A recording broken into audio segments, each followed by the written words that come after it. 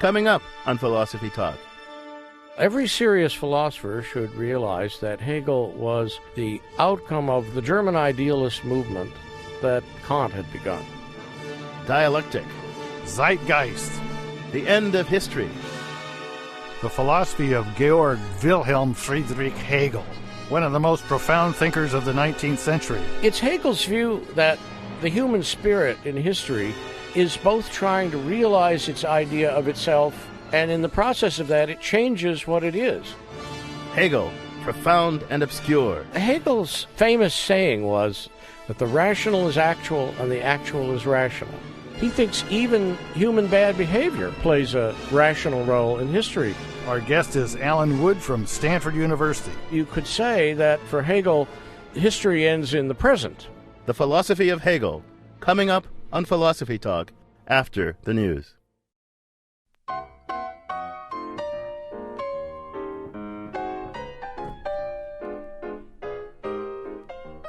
Welcome to Philosophy Talk, the program that questions everything. Except your intelligence. I'm John Perry. And I'm Ken Taylor. We're coming to you from the studios of 91.7 KALW, local, innovative public radio for San Francisco. But we're continuing conversations that began at Philosopher's Corner on the Stanford campus. And from that oasis of thought, they migrate to this oasis of the air, and from the air to the internet via our blog. I don't know what kind of oasis that is, the blog.philosophytalk.org. And now you can listen to the best of Philosophy Talk anytime, anywhere by downloading one of our podcasts. So, John, we're going to talk about Hegel today. I hope you're an expert on Hegel, because my acquaintance with Hegel is, well, sparse. Let's put it that way. Ken, you're going to be disappointed. I think we need to be honest with our listeners. We're not going to do our usual job of brilliantly setting up the whole show, drawing on our vast knowledge of all aspects of the problem concerned, because you and I were educated in graduate school at a time and in places where Hegel was not much taught or much thought of. We were taught in analytical places, and Hegel was, the antichrist of analytical philosophy or something like that. Yeah, Richard Rorty has this remark. I don't know what it means exactly, but he says the problem with analytical philosophy, the kind that you and I cut our teeth on, is that we're stuck in a Kantian moment, and the great thing about the literary critics is that they've advanced to a Hegelian moment. And I don't know, maybe Alan Wood, our guest, can explain that to us. But, I have to tell you something else, though. I'm writing this big book on normativity, and I go around giving talks on it, and people tell me that I'm a Hegelian. So I don't know what they mean by that, but I've decided that I'm going to devote myself to understanding Hegel for part of my summer. Well, I think that's good, and I'll go you halfway. I'm going to actually buy a copy of the Phenomenology of the Spirit and leave it around to read when I've got really important things to do. And that's part of your structured procrastination. Structured procrastination. But I do think there are a lot of important ideas in Hegel. I mean, this view about history and the development of consciousness, the growth and decay of normative community over time, and you can tell a historical narrative about that, and the way ideas come about and change and converge on something kind of true and deeper and more absolute.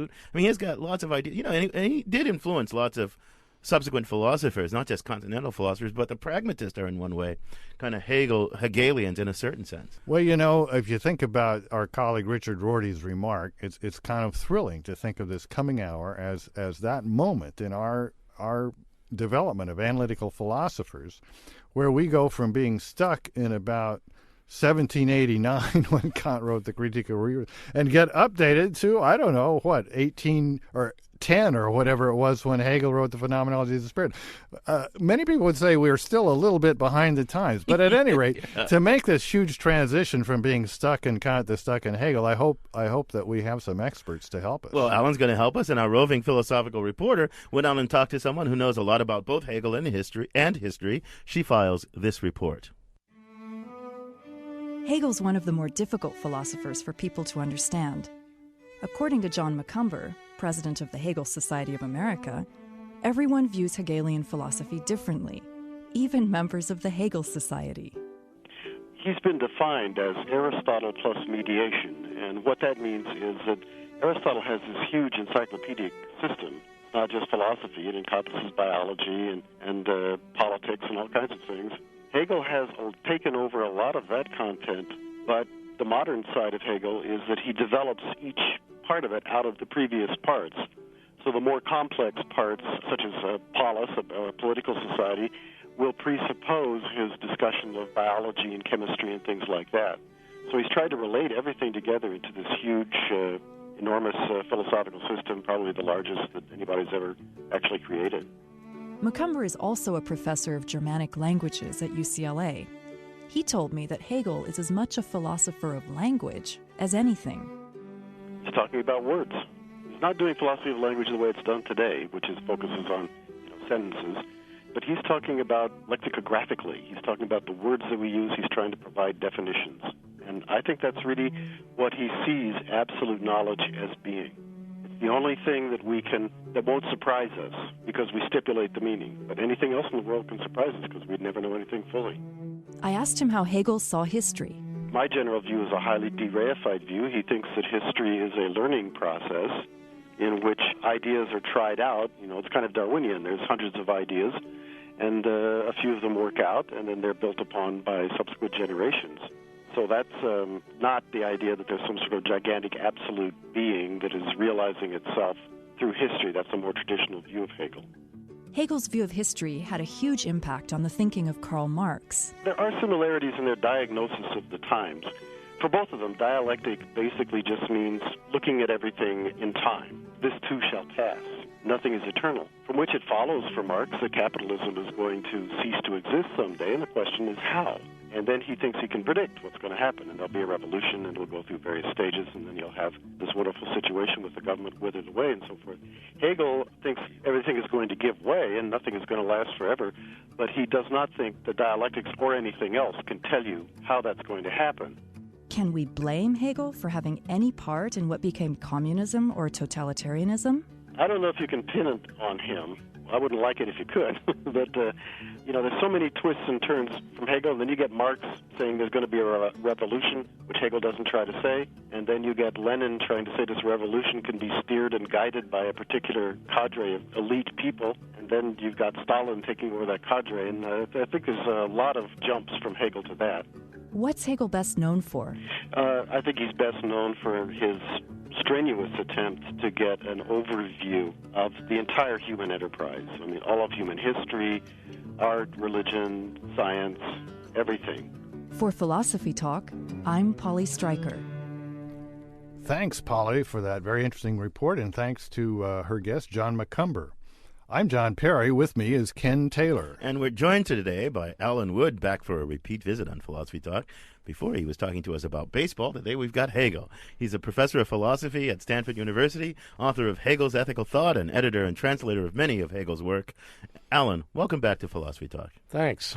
Well, Alan, it's good to have you back, and I know a lot more about baseball than I do about Hegel, I'll have to admit, so you're going to have to help. Hegel's indeed the philosopher I've probably had the most trouble getting a grip on of all of the ones that are considered truly great, most of whom I've really tried to dig into. In a nutshell, tell us what about Hegel everyone, or at least every serious philosopher, should know.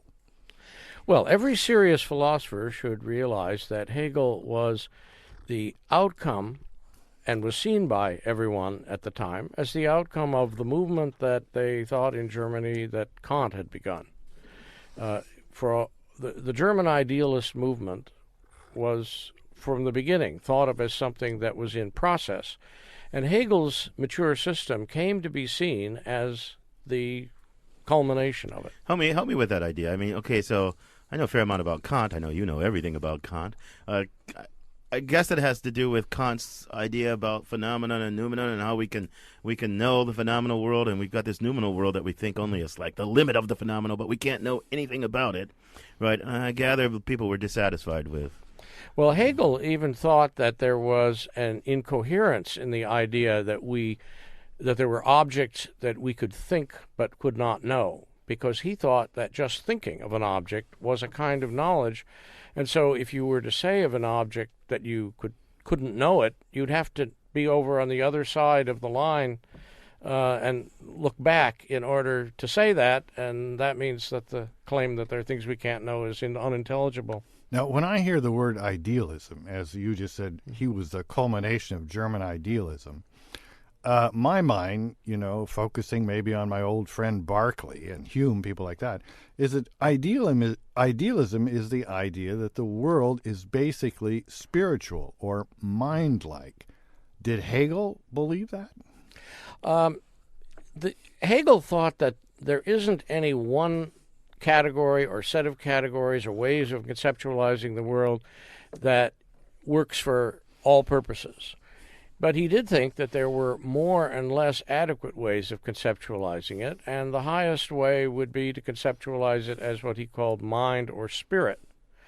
But it wouldn't be right to think of Hegel as believing with Berkeley that the only realities are minds and ideas. That's certainly not. He's about as far from that view as you could get. Let me take you to a quite slightly different topic for a while. I want to talk about. You said Hegel's the culmination of this kind of post-Kantian grappling with what they regarded as Kant's incomplete project. Tell me something about that time and about what was driving people and who was and where Hegel fit in and all. Just help me put Hegel in his philosophical times a little bit more. They were that was a time after the French Revolution in which there were enormous social changes and people were trying to conceptualize these philosophically. It was a very commonly held view that what the French had done in the political realm, the Germans were to do in the philosophical realm. What is that? Give me that analogy. Well, the idea is the French were bringing about a new political world, and the Germans were supposed to bring about a new world in the realm of thought. And Hegel was trying to do that through a single encompassing system and way of looking and what was at the supposed world. to be the great advantage of this new realm of thought, and how it was supposed to solve the problems of the old or supersede the old? I mean, what was the... Well, the way that Hegel would have conceptualized this, I think, is that we're trying most of all to understand ourselves in the society that we're a part of, that we understand that society as rational, and that makes us free because now we do what we're doing in the society and we do it knowing what we're doing and understanding it correctly. I'm not quite sure I've got this picture. So we're in a time of great ferment, great social change. All kinds of old institutions are falling away. And we're looking for some kind of philosophical underpinnings for those, and Hegel's going to provide them. Is that the idea? Yes. Are these democratic polity and all that? Is that the... Well, it wasn't, in Hegel's view, as of just about anyone in that time, democracy isn't a word he would have used. Hegel was a constitutional monarchist. He believed in representative institutions. He believed in a market economy. He had a certain rather encompassing conception of what the modern state should be after the French Revolution. And it was one that involved the freedom of individuals, their rights.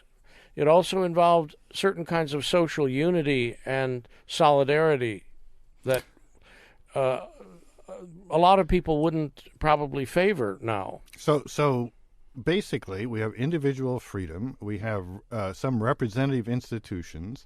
But at the top, we have a constitutional monarchy. So I'm seeing the connection between Hegel and modern Republican neoconservatives, because this is essentially what we're evolving into.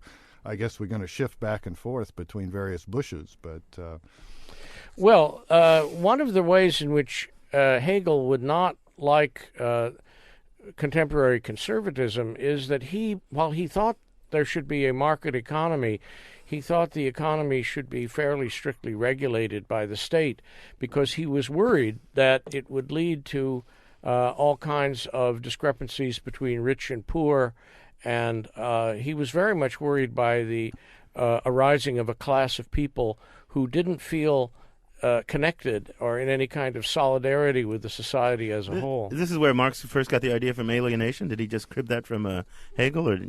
I think there's the beginnings in Hegel of the Marxian idea of the proletariat as a revolutionary class.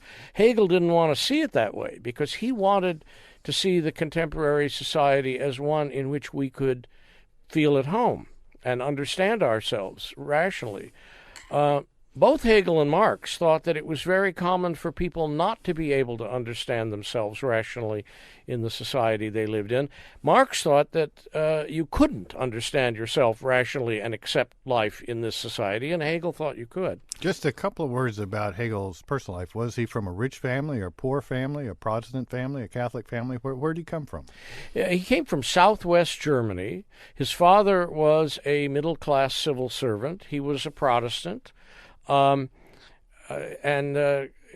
he was a middle-class civil servant's son, and who became a civil servant, because an academic in those days was a civil servant. You're listening to Philosophy Talk. Our subject today is the philosophy of Georg Hegel. Our guest is Alan Wood from Stanford University. We've been talking about the life and times of Hegel and some of the basic reasons he's important. In the next segment, we'll delve further into his view of reality, concepts, and contradiction. You can join by calling 415-841-4134.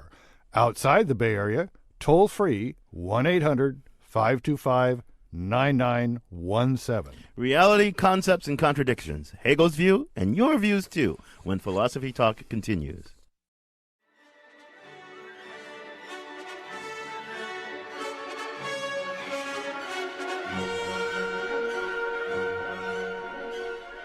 Richard Wagner, Ride of Valkyries. Wagner was inspired by Hegelian thought.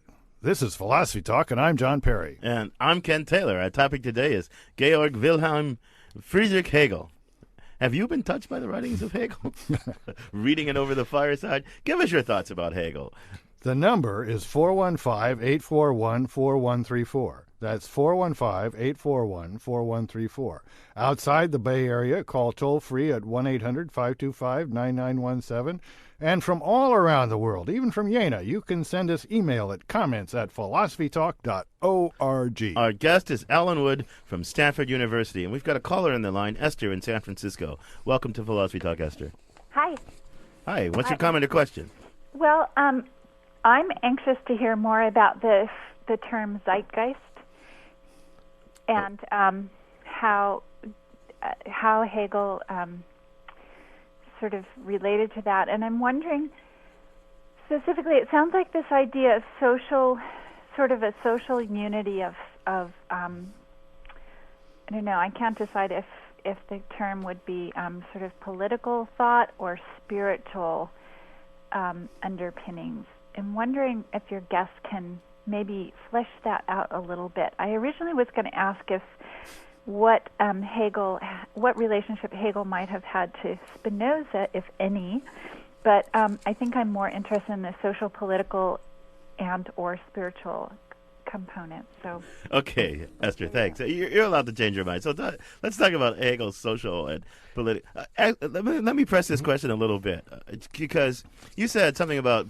wanting us to feel at home in the society we're in and wanting to feel we're rational. Hegel's has this project of rationalizing, in a way, the society we're in and rationalizing our feeling of home in it. But, history's a mess. Society's a mess. The society I live in is the outcome. Take the French Revolution.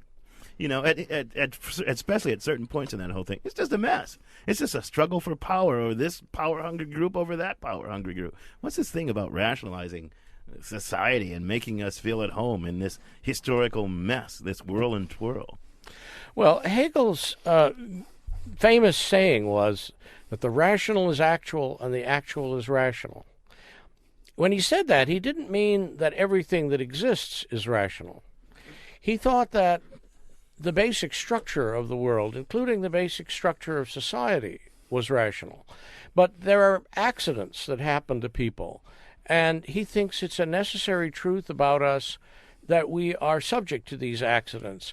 If someone's relative were to be run over by a truck, that's just an accidental fact. There's nothing rational about that. Hegel would differ from some people who try to justify God's ways by saying that there must have been some secret purpose to that. Hegel's answer, on the other hand, is this is simply an aspect of the world that falls outside the rational, outside the actual. It's merely the transitory and contingent. What he was trying to do in philosophy is to get us to understand the essentials of society, of nature, that make sense, that make rational sense. So tell me more about this. So is it that the development of society over time, the growth of social formations and cultural formations is like all the work of reason? Is that the view? That, you see reason working itself out over time and giving rise to this cultural formation and then that cultural formation and that social organization? I mean, tell me about that. That's right, yes. Reason operates through stages. Each stage has its own kind of society, which Hegel would call a form of ethical life. Each society has its own way of thinking about art, religion, and philosophy. And societies go through periods of growth, maturity, decline, and then there are often tumultuous, radical periods in which things change very rapidly. Hegel is trying to develop a theory of history on which you can make sense of these changes. Now, we've got some email that is right on that. This is from Polly in Pomona, and she says, my understanding of Hegel was that his fundamental idea was that history proceeds in this triad, thesis, antithesis, synthesis. Wasn't that his main idea, and can you explain it? Well, that terminology, thesis, antithesis, synthesis, was used by some of Hegel's predecessors, Fichte and Schelling. But Hegel never used them except when he was describing the views of Fichte and Schelling. When somebody describes Hegel in that way, they are actually telling you something that they're not intending to, namely that they probably haven't read Hegel. So take that, Polly and Pomona, but we hope you keep listening to Philosophy Talk. Well, walk me through a little bit of a concrete example about social and historical development and how we can see it as different stages of reason. I mean, pick your favorite example that's most easily accessible. Well, the most important thing about the modern world for Hegel is the emergence in it of a new kind of institution, which Hegel calls civil society.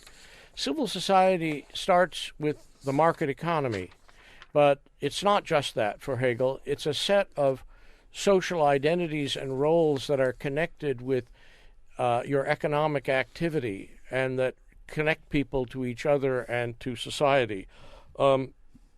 Hegel didn't think that there was such an institution in earlier stages, and he connected the idea of civil society with the idea of individuals as free subjects who choose their own mode of life.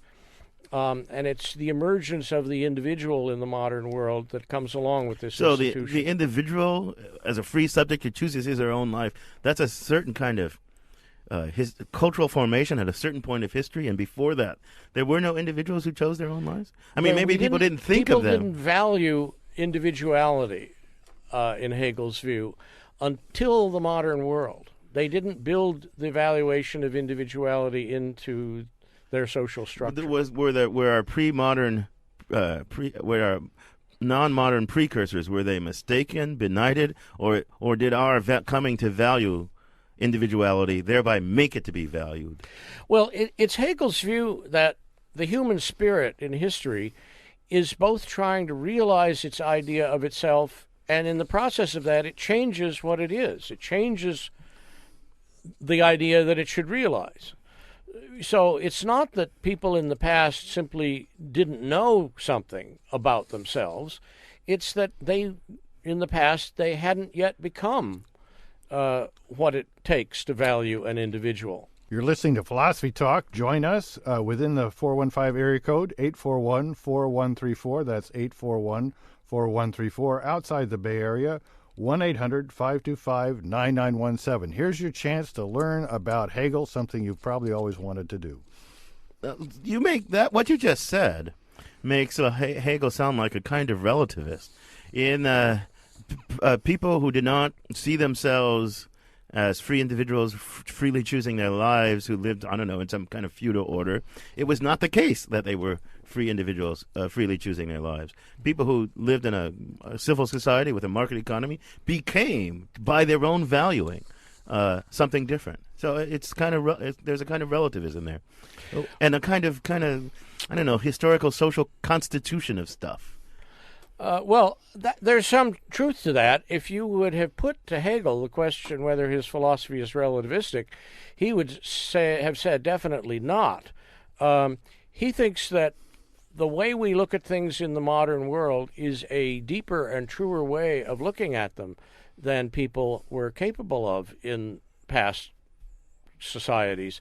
And so he doesn't think that they're all just different and not commensurable. He thinks that the modern world understands things more rationally. So we've got an email here. This is from a fellow named Jack, who's on Gower Street, University College London, not far from where Marx worked out some of his ideas.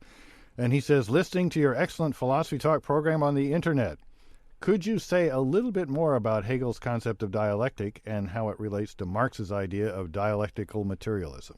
Yeah. Well, maybe I should say the term dialectical materialism was never used by Marx or by Engels. Yes, Joe Wolf told us so that isn't Marx's concept. Yes.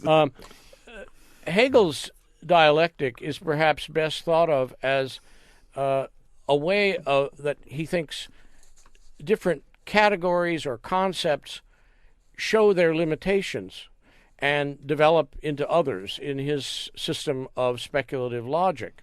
He wants to develop all the different repertoire of concepts that we have, and he doesn't think that any of them apply universally everywhere. Some of them give you a deeper understanding of reality than others, and the way that you derive them is by finding that they show their limitations when they run into philosophical contradictions, and you resolve the contradictions by moving on to the next concept. You're listening to Philosophy Talk. We're talking about Hegel with Alan Wood. Join our discussion, 415-841-4134. That's 415-841-4134. Outside the Bay Area, 1-800-525-9917. Although Hegel's a hard philosopher to read, he's a really profound guy, and Alan is helping us see into the depths of Hegel.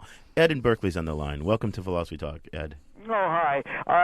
I'm afraid to go forward. I share with my colleague in London to feel like yes, I don't know anything at all about Hegel. I think it's thesis, antithesis, synthesis. And so I hesitate to ask what I was going to ask, but I'll ask my original question and pervert it into something more, possibly more interesting. Is there a difference between text and deconstructionist concept and a thesis? But of course, he didn't have the concept. He just used somebody else's. So maybe we can compare it to Heisenberg's problem about knowledge versus and evolution, the Darwin thing. It sounds like there's a little bit of both of those in there. So Ed asks if he apologizes for formulating his question before we learned about the thesis, antithesis, synthesis not really being Hegel's idea. But he says, isn't this notion of thesis that's somehow there in Hegel similar to the deconstructionist ideas? Well, many deconstructionists think of themselves as Hegelians. They're not the first in the 20th century to try to get the Hegelian idea that thought falls into contradictions and incoherences, but to leave out the thought that it can resolve these at a higher level. And I would say that that's the way deconstructionists, like a lot of earlier Hegelians in the 20th century, differ from Hegel himself. I think of tell me if this is a crazy thought. I think of pragmatist as kind of Hegelians without Hegelian metaphysics. That is, they think inquiry is this walk through a space of possibilities. There's lots of wrong turns. There's some right turns. I mean, and we get to at the, quote, end of inquiry, we get to a point of convergence in which it's all done, and we can now tell a story retrospectively about what that walk was like and which turns were wrong turns and which turns were right turns. But before we get to that end point, we can't tell any such story. But it's just trying out, and then projects come crashing down, and we try it again, and some project comes crashing down. But they've got that kind of story without kind of the absolute spirit coming to know itself. Is that a crazy thought? No, I think that's actually fairly close. One way in which Hegel would differ from the pragmatists is that he thinks that there is a principled reason for trying to make our understanding of history converge at the best understanding of the present that we can come up with. So speaking of the pragmatists, back in that same era was Hosea Royce, and I used to read Hosea Royce, and maybe that's where I came to many misconceptions about German idealism. Because for Hosea Royce, the absolute spirit was really spirit, right? I mean, that was a real mover and shaker in the universe. At least that's how I remember it. We live in this world of mind. But you use the term absolute spirit with Hegel, but he doesn't mean that by it, I take it. Well, what Hegel means by absolute spirit, the religious name for it is God. But Hegel's views about God are not very orthodox. Maybe this is the point at which to address the question that the earlier caller had about Hegel and Spinoza. Both Hegel and Spinoza think that there is really only one ultimate reality, and you could call it God, but there isn't any room for separating absolutely God off from the world. The world isn't some separate thing that God creates. I think you could describe Hegel's view by saying that God is the fact that the world has a rational structure. Right. There is no separate God. I want to go back to Hegel. He seems like political stuff, because he seems like a deeply conservative philosopher in a way. And we've got a caller on the line, Randall in Oakland, who has a question I think pertinent to this issue. Welcome to Philosophy Talk, Randall. Thank you. I love Hegel. Sounds like a Unitarian, kind of. Well, sort of. Maybe. Well, what's your question or comment? My question is a little more specific. It's dealing with what did Hegel think about the institution of marriage? Because during his era, I'm sure that institution was very hard and specific and concrete. Oh, Hegel has lots of things about the family. Well, he has quite a bit to say about that. Some things relative to his time were progressive in that he didn't accept the idea of arranged marriages that had to do with the broader feudal extended family. His conception of the family was the bourgeois nuclear family. This is part of his emphasis on civil society. But from the standpoint of contemporary feminism, Hegel was very conservative. He thought that the place of the woman was to rule over the household, and the place of the man was to go out into the world. He was simply conceptualizing the institution of marriage as it was in his time. Well, now his Fichte got fired from that job that Hegel later had for being an atheist, and then Schelling left because he was running off with another man's wife. Did Hegel ever do anything kind of radical and interesting in his life? Well, he did have an illegitimate child by his married landlady, and this was part of his reason for leaving Jena behind after the Battle of Jena, in which Napoleon defeated. Pretty seamy professorship. Yeah, but really quickly though, back to family and marriage, and back to also the civil society and the market economy. Marx thought that the market economy would destroy things like family. He has this thing in the Communist Manifesto, capitalism destroys all relationships between man and man except the calculations of raw self-interest or something like that. Mm-hmm. Right? Is there any thought like that in Hegel? That because the market economy we become free, autonomous, self-choosing individuals, and because family is another kind of source of constraint, that they can't really coexist? Is there any thought like that in Hegel? Well, this is one reason that Hegel wanted the market economy to be structured around a set of customary social roles, so that you don't have just atomistic homo economicus. Hegel is quite hostile to the idea of a society in which people were seen as simply self-interested atoms. His defense of the market economy was one in which both state regulation and other social institutions connected to the market would moderate its influence and keep it from being what Marx is afraid it was becoming. You're listening to Philosophy Talk. We're discussing Hegel with Alan Wood from Stanford University. We've been examining Hegel's views of reality and the development of concepts. In the next segment, we'll synthesize some of this by tackling Hegel's idea of zeitgeist and the progress of history. Zeitgeist, history, your calls and emails when Philosophy Talk continues.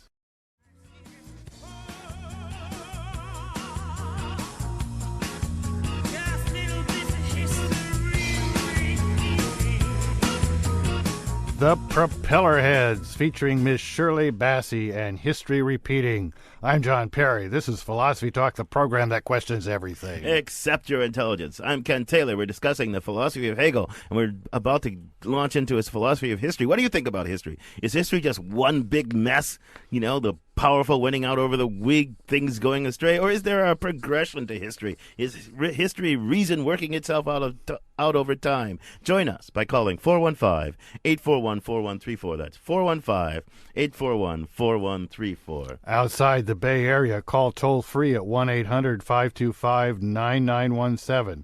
And finally, you can email us comments at philosophytalk.org. Our guest is our colleague from Stanford, Alan Wood. We've got lots of lines open, so give us a call. Alan, look, I don't know about this thing about the end of history. Fukuyama wrote this book, The End of History, supposedly inspired by Hegel. I tend to think of history as a mess. As just a mess, a constant struggle. Sometimes reason triumphs, sometimes illusion, sometimes superstition. What makes Hegel believe that history is kind of reason working itself? Why believe that? Well, about the end of history, I would say that the idea that Hegel believed in an end of history isn't something you'll find in Hegel. It's something you'll find in a Russian emigre to France named Alexander Kojève, who wrote lectures on Hegel's phenomenology in the 1930s. And that's what Fukuyama is reacting to. So this is kind of pseudo-Hegel. Yes, it's pseudo-Hegel. Hegel does think that we are limited in what we can know about society and, in fact, about everything else by the historical present. The future is something which we cannot really properly conceive or know anything about. So you could say that, well, maybe it sounds trivial, but for Hegel, the history ends in the present. Right. But he does have a view. Is it? I mean, he wrote a book called Reason and History, right? Isn't that right? Yeah. And he does have a view, as I understand it, that history is, in some sense, the work of reason, the work of spirit, coming to self-knowledge. And if you look at history, I mean, it looks to me like just a mess. It's kind of accidental. Who wins? Who loses? I mean, we could have lived in a world in which Hitler triumphed, and then how would that look? Would that look like the work of reason? That's just the work of power. You know? Yes. Well, Hegel doesn't think that history is just accidents and just bad behavior. He thinks even human bad behavior plays a rational role in history. Some of his most radical ideas are about the way what he calls world historical individuals, people like Julius Caesar and Napoleon, bring about radical change in history. He thinks that they are morally very bad people, but there are unconscious purposes working through their actions. Why does he think that? Well, because he thinks that at each stage in history, there is a set of norms, what he calls ethical life, and the only way that a new form of society can be brought about is through tearing down the old. And it takes these ambitious, passionate, unprincipled men to do that. Yeah. You're listening to Philosophy Talk. We're talking about the philosophy of Georg Hegel with Alan Wood of Stanford University. Give us a call, 415-841-4134. That's 415-841-4134. And we've got a caller on the line, Sue in San Francisco. Welcome to Philosophy Talk, Sue.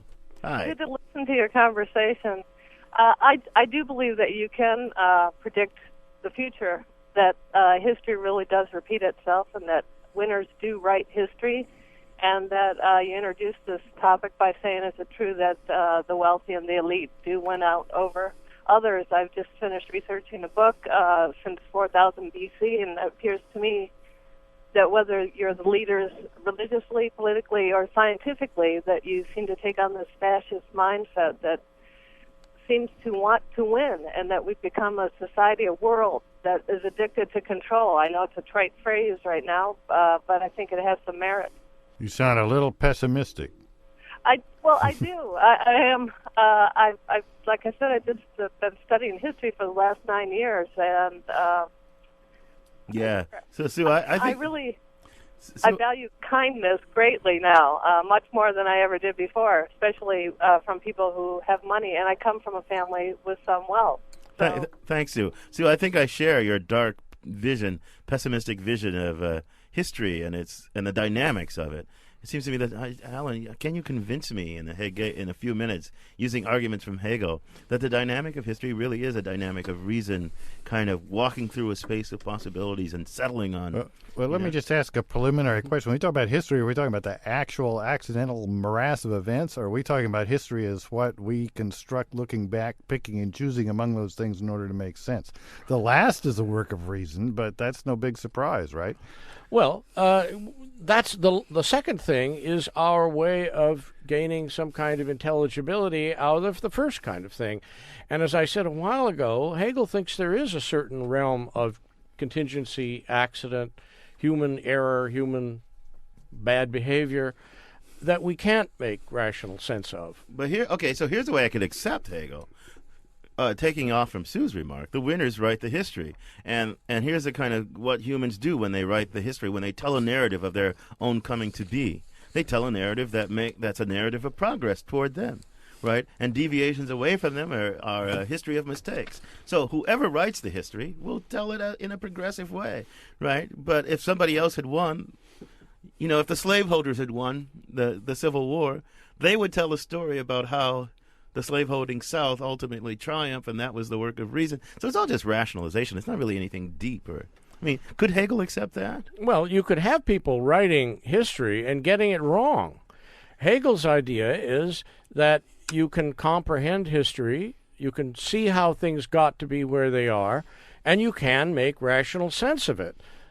But wait a minute. You said to me, you kind of accepted this kind of reading of Hegel as having a relativistic side, right? Because the guys who didn't cognize themselves as free autonomous beings choosing their lives, they weren't free autonomous beings choosing their lives. So now we who have come to see ourselves and have thereby made ourselves this, when we tell the story, we'll tell it in our own terms. But if those guys had told the story, they'd tell it in their terms, and the terms would be completely different, right?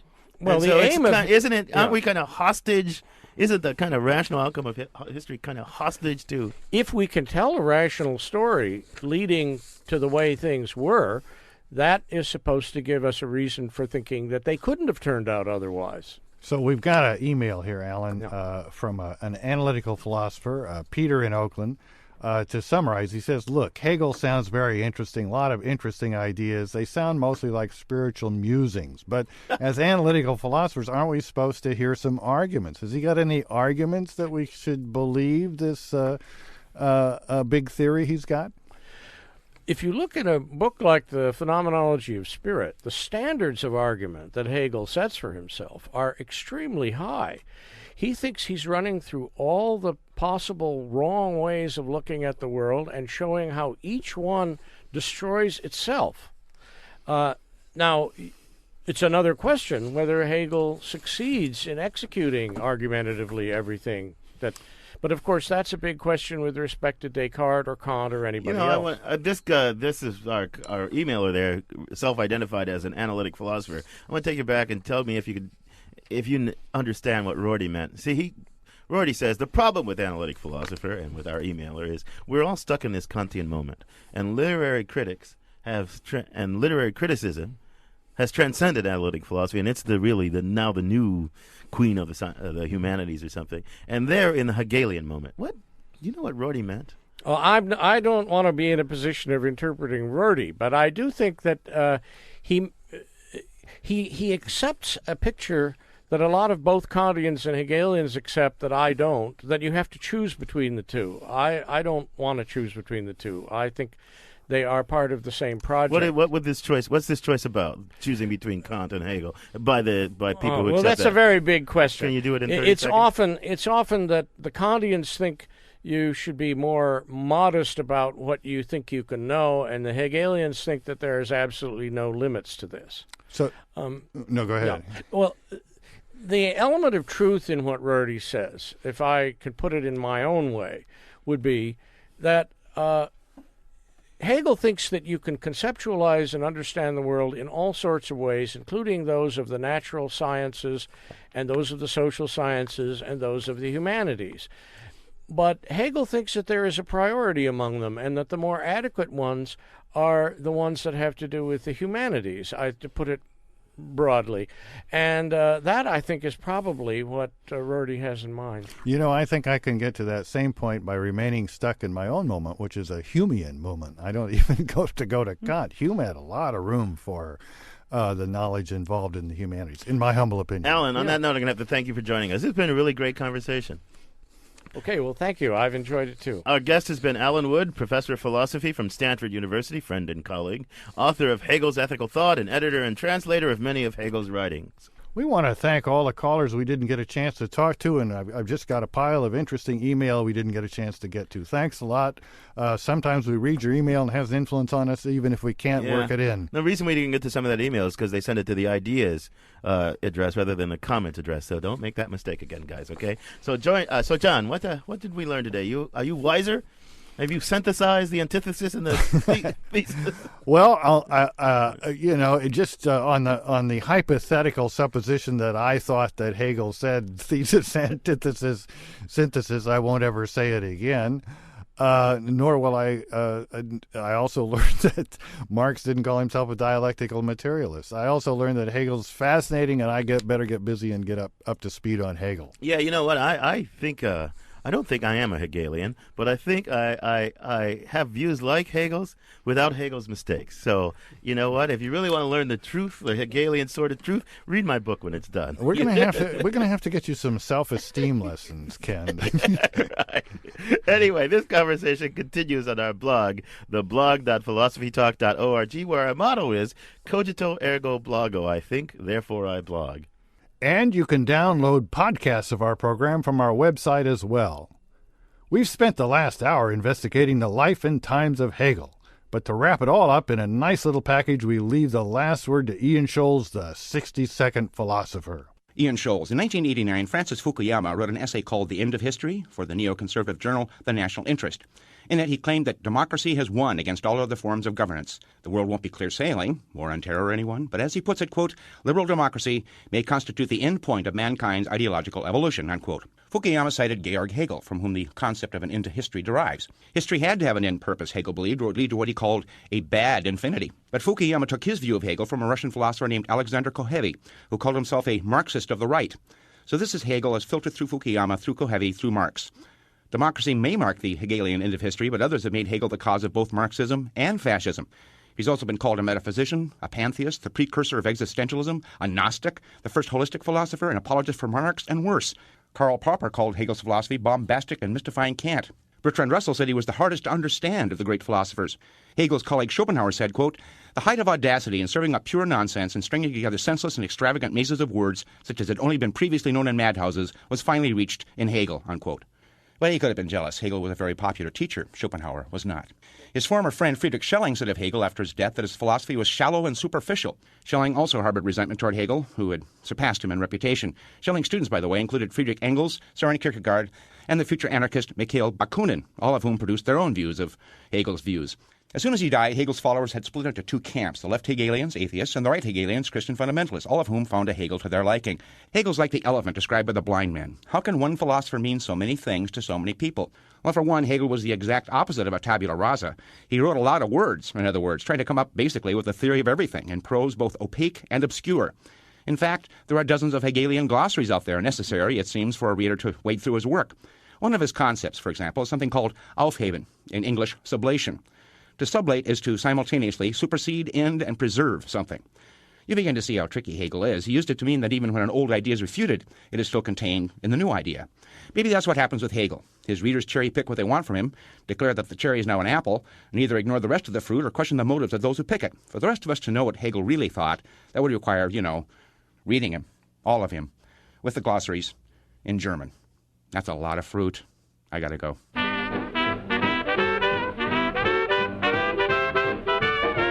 Wow, Ken, my head is dizzy from 60 seconds of rapid-fire philosophy. If your head is dizzy, that means you've got a conundrum in your mind, and we can solve it for you, can't we, John? Yes. Go to our webpage, conundrums@philosophytalk.org, or hit that conundrums button on the webpage. We won't promise to solve your problem, but we will give you lots of new ways to think about it. Philosophy Talk is a presentation of Ben Manila Productions and the trustees of Leland Stanford Junior University. Our executive producer is David Demarest. We owe special thanks to Devin Strolovich, Neil Van Leeuwen, Ben Timpson, and Alan Farley. Our senior consulting producer is Gordon Earl. Support for Philosophy Talk comes from various groups at Stanford University, including the Stanford Humanities Center, the Office of the Dean of Research, the Dean of Humanities and Sciences, and the Provost and President. Also, from the Friends of Philosophy Talk, the members of KALW, local public radio San Francisco, where our program originates. The views expressed or misexpressed in this program do not necessarily represent the opinions of Stanford University or of our funders. The conversation continues on our website, www.philosophytalk.org. I'm John Perry. And I'm Ken Taylor. Thank you for listening. And thank you for thinking.